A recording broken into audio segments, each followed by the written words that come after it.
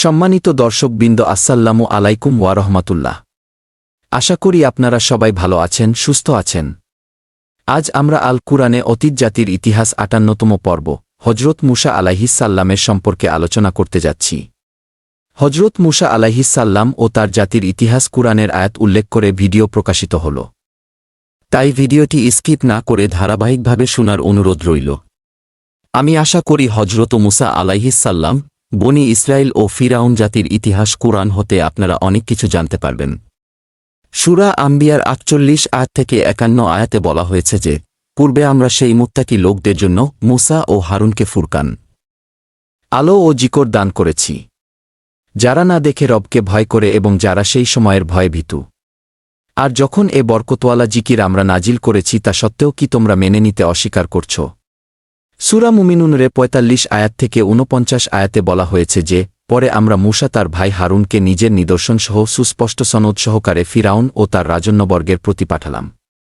কিন্তু তারা অহংকার করল এবং খুব বড় মানসিতে লিপ্ত হল। বলতে লাগল, আমরা কি আমাদের মতো দুজন লোকের প্রতি ঈমান আনব? সেই ব্যক্তির জাতিরা তো আমাদের দাস। তাই তারা দুজনকে মিথ্যা মনে করল ও ধ্বংস হয়ে যাওয়া লোকদের সাথে মিলিত হল। আর মূসাকে আমরা কিতাব দান করলাম যেন লোকেরা এর ভিত্তিতে হেদায়েত লাভ করতে পারে। সূরা ফুরকানের ৩৫ আয়াত ও ৩৬ আয়াতে বলা হয়েছে যে, আমরা মূসাকে কিতাব দিয়েছি এবং তার সাথে তার ভাই হারুনকে সাহায্যকারী হিসেবে নিযুক্তি করেছি। আর তাদের বলেছি, তোমরা দুজনে যাও সে জাতির নিকট যারা আয়াতসমূহ মিথ্যা মনে করছে, শেষ পর্যন্ত সে লোকদের ধ্বংস।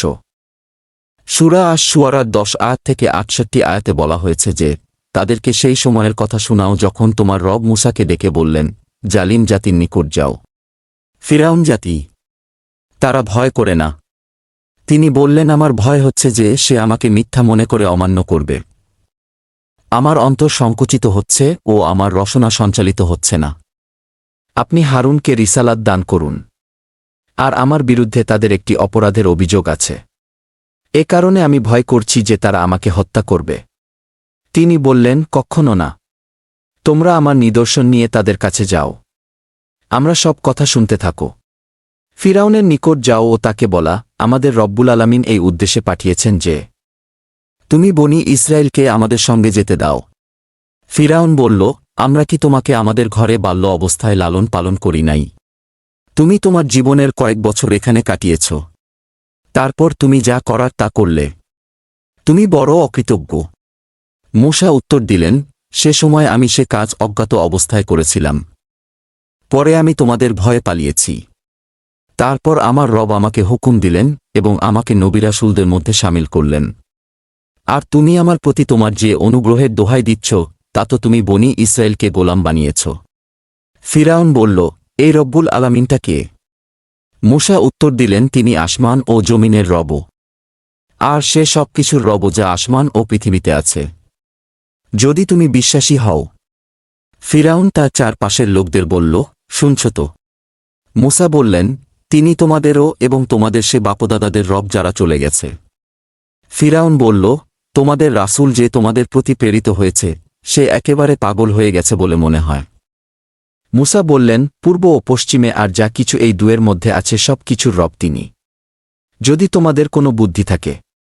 ফিরাউন বলল যে, তুমি যদি আমাকে ছাড়া অন্য কাউকে মাবুদ হিসেবে মেনে লও তবে তোমাকে ও সেই লোকদের মধ্যে গণ্য করব যারা কয়েদখানায় আছে। মূসা বললেন, আমি যদি তোমার সামনে এক সুস্পষ্ট জিনিস নিয়ে আসি তারপরেও? ফিরাউন বলল, ঠিক আছে, তাহলে তা নিয়ে আসো যদি তুমি সত্যবাদী হয়ে থাকো। মূসা নিজের লাঠি নিক্ষেপ করল এবং তা উহা এক সুস্পষ্ট অজগরে পরিণত হয়ে গেল। পরে সে নিজের হাত বগল হতে টেনে বের করতেই দর্শকের সামনে তা ঝকমক করতে লাগল। ফিরাউন তার চারপাশে অবস্থিত সর্দার মাতাব্বরদের বলল, এই ব্যক্তি একজন দক্ষ জাদুকর। সে চায় যে নিজের জাদুর জোরে তোমাদেরকে তোমাদের দেশ হতে বহিষ্কার করবে। এখন তোমাদের নির্দেশ কি? তারা বলল, তাকে এবং তার ভাইকে আটক করো এবং শহর নগরে সংগ্রহকারী লোক পাঠিয়ে দাও। তারা যেন আপনার কাছে প্রত্যেকটি দক্ষ জাদুকরকে উপস্থিত করে। এ অনুযায়ী একদিন নির্দিষ্ট সময়ে জাদুকরদের একত্রিত করা হল। আর লোকদের বলা হল যে, তোমরা কি সম্মেলনে যাবে? আশা করি আমরা জাদুকরদের দিনেই থেকে যাব যদি তারা জয়ী হয়। জাদুকরেরা যখন মাঠে আসলো তখন তারা ফিরাউনকে বলল, আমরা যদি জয়ী হই তাহলে কি আমাদেরকে পুরস্কার দেওয়া হবে? সে বলল, হ্যাঁ। তখন তোমরা নিকটবর্তীদের মধ্যে গণ্য হবে। মূসা বলল, নিক্ষেপ করো যা তোমাদের নিক্ষেপ করার আছে। তারা তাদের নিজেদের রশ্মি ও লাঠি নিক্ষেপ করে বলল, ফিরাউনের সৌভাগ্য, আমরা জয়ী হব। পরে মূসা লাঠি নিক্ষেপ করল, আর তখনই তাদের মিথ্যা কৃতিত্ব গিলে ফেলল।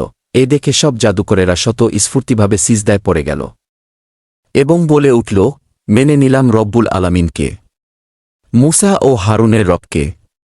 ফিরাউন বলল, তোমরা মূসার কথা মেনে নিলে আমার অনুমতি দেওয়ার আগেই নিশ্চয় এই তোমাদের বড় জাদু শিখিয়েছে।